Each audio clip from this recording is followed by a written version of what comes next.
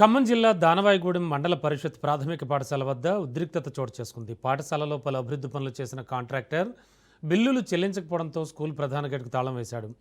అనంతరం తన కుటుంబ సభ్యులతో కలిసి పాఠశాల గేటు ముందు పెట్రోల్ బాటిల్తో నిరసనకు దిగాడు.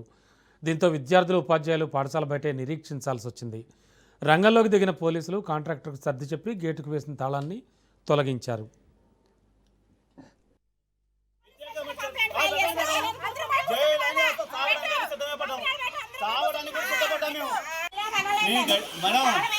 కడుపు కాదండి మేడం, మాకు పేదోళ్ళ మేము నేను పెట్టిన డబ్బులే నాకు ఇప్పేయండి.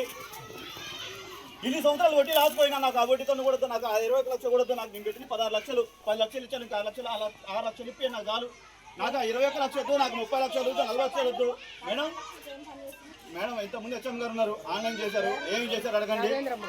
ఏమి చేశారు? చుట్టూ కాంపౌండ్ వాల్, రేటింగ్, గేట్లు, డోర్లు, ఎలక్ట్రికల్, వాటర్ లైన్, బాత్రూమ్, లెట్రూమ్లు,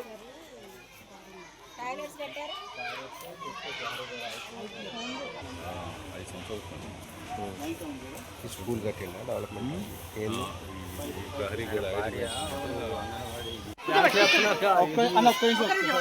ఒక్క నిమిషం